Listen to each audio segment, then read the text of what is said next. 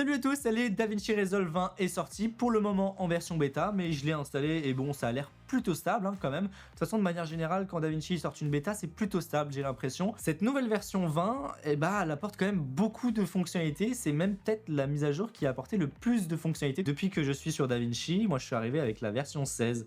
Donc ouais, ça doit faire, ça fait 4 ans. Ouais. Et là, cette nouvelle mise à jour, elle apporte beaucoup de fonctionnalités, mais notamment basées sur l'intelligence artificielle. On va voir ce qui est, selon moi, les fonctionnalités les plus pertinentes, ce qui me semble en tout cas le plus utile pour moi dans mon utilisation. Première chose, ça paraît con, mais pour les personnes qui travaillent avec plusieurs disques ou qui ont plusieurs machines de travail, tu as maintenant la possibilité d'enregistrer dans un fichier externe à la base de données. Tu peux changer la localisation de chaque projet. Alors le monitoring à distance, avant ça fonctionnait très bien. Pour rappel, ça te permet d'avoir l'aperçu du viewer sur un écran qui est complètement externe à l'ordinateur, sur un iPad, un Mac comme tu peux le voir ici qui n'est pas du tout connecté à mon Mac Studio.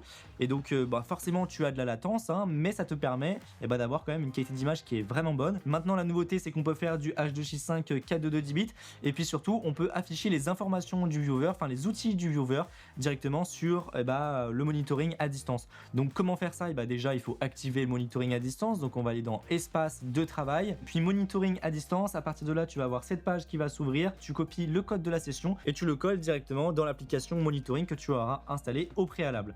À partir de là voilà, tu as directement ton aperçu, ça se connecte hyper rapidement. Et puis pour avoir les informations dans le viewer, on va aller dans le viewer de DaVinci Resolve et puis on va faire afficher l'overlay sur le monitoring à distance. Et quand tu vas afficher des power windows ou des sélections, ça va se répercuter directement sur le monitoring à distance. En parlant de choses à distance, Blackmagic a aussi ajouté beaucoup de nouveautés par rapport à tout ce qui est Blackmagic Cloud.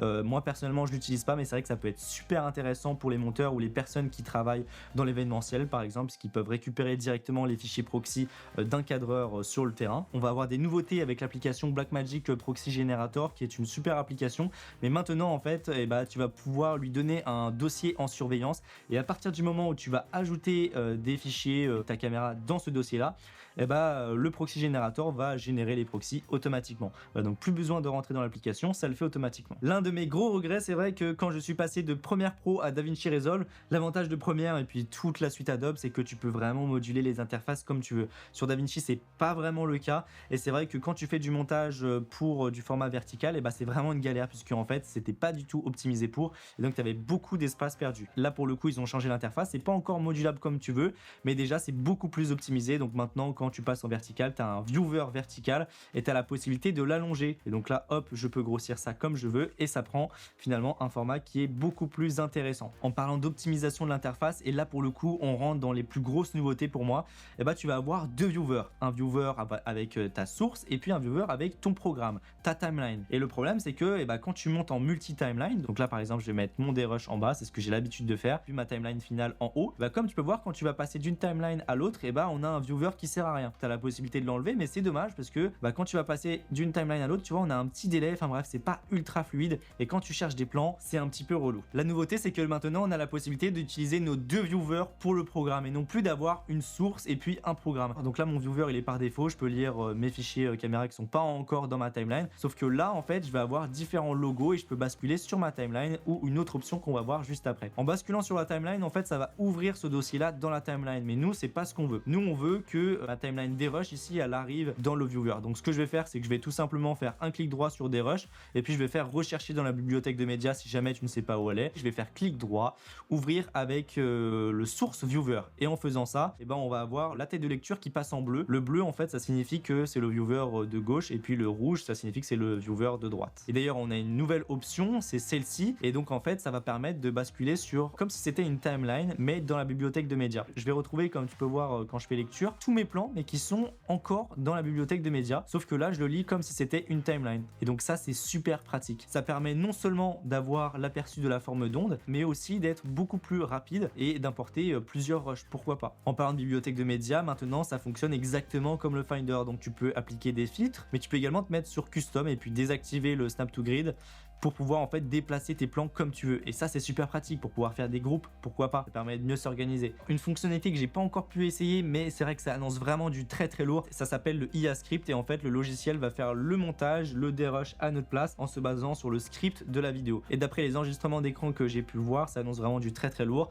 Bon après forcément ça va être amélioré dans le futur, mais en gros comment ça se passe, bon là il n'y a pas d'audio mais on s'en fout. Et puis dans IA Tool, comme tu peux voir maintenant on a pas mal de nouvelles fonctionnalités, mais on a surtout créé une nouvelle timeline en utilisant IA Script. Donc ça c'est vraiment bien et d'ailleurs j'en profite, en dessous on a une nouvelle fonctionnalité qui s'appelle le IA Voice Training. Il va utiliser l'audio de la vidéo pour pouvoir s'entraîner et pour pouvoir répliquer la même voix. Ça va permettre plus tard, ils appellent ça Voice Convert, d'améliorer un audio. Donc par exemple tu étais dans un endroit qui était trop bruyant, lui il va utiliser l'intelligence artificielle et puis l'audio que tu lui as filé juste avant pour pouvoir remodeler un petit peu l'audio. Quand je suis passé de Premiere à DaVinci Resolve, et c'est ce que la plupart des utilisateurs te diront, il y a un truc qui change vraiment. Enfin en soi ça reste le même principe, mais c'est vrai que c'est pas du tout la même interface. C'est tout ce qui est keyframe et courbe. En fait dans Premiere tu as une seule et même fenêtre et dans DaVinci tu as tous tes paramètres, tous tes réglages qui sont à droite dans l'inspecteur et puis pour le coup tout ce qui est keyframe et courbe ça se passait dans la timeline. Donc c'était vraiment deux fenêtres différentes et ça c'est vraiment relou. Notamment pour tout ce qui est courbe, puisque en fait quand tu fais des changements un petit peu trop brutaux, en fait ça va sortir de la fenêtre et on pouvait pas réajuster la taille de la fenêtre. Il y avait des techniques pour bypasser un peu le truc, mais c'est un peu relou. Bon bref, je vais droit au but, ils ont ajouté une fenêtre, keyframe et courbe. Donc ça fonctionne exactement comme sur Premiere, c'est même très beau, c'est très joli, c'est t'as une belle interface. Moi par contre j'aurais aimé qu'ils la mettent à droite, comme ça t'as directement tous tes réglages. Et ici tu vas avoir la petite fonction pour afficher les courbes. Donc ce qui est cool c'est que tu peux regarder ce qui se passe en dehors du plan, donc tu as vraiment ton in et ton out et tu peux regarder en dehors du cut, donc pour pouvoir voir ce qui se passe avant et après le cut. Ça c'est cool. Ce qui est relou par contre c'est que tu peux gérer le zoom au niveau de l'horizon mais pas au niveau de la verticale, donc c'est un petit peu dommage. Ça serait bien qu'ils mettent ça aussi parce que là comme tu peux le voir c'est un peu petit, donc c'est un petit peu galère. Et tu as même malgré cette nouvelle page une autre page keyframe qui est cette fois-ci toujours dans la timeline. Tu vois, tu appuies sur ce petit bouton juste là et tu vas voir les keyframes qui apparaissent maintenant en dessous de la timeline. Donc ça peut être plutôt pratique puisque là du coup tu déplaces ta keyframe uniquement de manière temporelle et dans les courbes tu peux sans faire exprès déplacer également ta keyframe soit temporellement mais également au niveau de sa position en X. Et comme tu peux le voir juste à côté, je vais avoir un petit bouton VoiceOver. Ça permet maintenant d'enregistrer enfin des voix off directement dans l'espace edit et surtout simplement, puisque avant il fallait attribuer un input et puis lancer l'armement de l'enregistrement sur la piste puis en lecture. Enfin bref, c'était tout un truc. Maintenant, tu peux faire des presets d'exportation. Donc ça, c'est plutôt pratique. Alors qu'avant, on était fixé aux presets qui étaient déjà créés dans l'exportation rapide. D'ailleurs, dans le viewer, on a une nouvelle fonctionnalité. C'est que, comme tu peux le voir, quand tu dézoomes, on a des bordures noires. Sauf que parfois, quand tu fites un petit peu ton image avec le viewer, t'as plus qu'une seule rangée de pixels, une ligne de pixels que tu vas pas forcément voir. Tu t'en rends compte plus tard quand tu regardes la vidéo, je sais pas, quelques jours après. Donc maintenant, en fait, on a une petite sécurité. Enfin là, pour le coup, c'est impossible de se tromper. C'est qu'on peut mettre l'arrière-plan du viewer en rouge.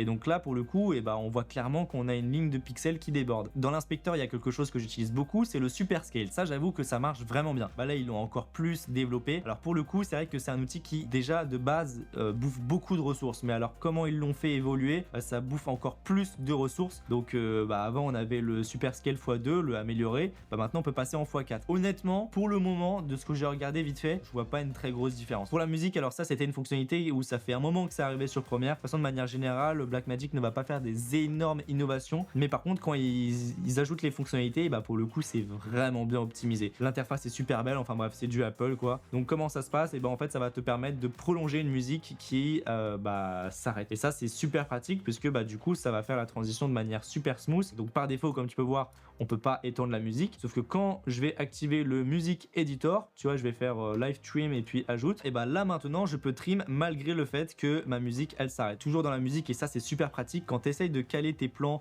sur ta musique, ce que tu vas faire c'est que de manière générale tu vas appuyer sur play et puis tu vas appuyer sur M pour essayer de marquer le tempo de la musique. Il y avait des plugins qui permettaient de le faire, mais là maintenant tu as juste à faire clic droit et puis montrer le tempo. Donc là pareil ça va analyser, mais ce qui est bien c'est que c'est pas que des marqueurs, ça va permettre aussi des implémenter des plans dessus. Bah boum, tu vois, je le fais glisser, ça s'aimante. Je les fais pas tous, hein, dans tout ce qui est intelligence artificielle, dans l'espace montage et Fairlight, et tu vas avoir l'IntelliCut, donc ça il va cut directement les silences, ça c'est très pratique. Pour le coup, je l'ai pas trouvé dans l'espace montage, il est dans Fairlight, et puis à partir de là, tu vois, tu vas faire remove silence, mais ça fonctionne pour le coup moins bien que AutoCut pour le moment, ça va pas virer les trous là où il y a le silence, alors que pour le coup AutoCut il te fait vraiment tout bien, mais c'est sûr que ça va arriver l'année prochaine ou dans des mises à jour très prochainement. Tu vas avoir aussi une très grosse nouveauté, il l'appelle l'assistant mixeur, et ça pour le coup c'est vraiment une dinguerie. En gros le principe c'est que ça va faire ton mix automatiquement, donc t'ajoutes de la voix, t'ajoutes des SFX, de la musique, etc. et théoriquement c'est censé faire ton mixage tout seul. Alors j'ai fait 2-3 tests, hein. Je dis bien juste 2-3 tests,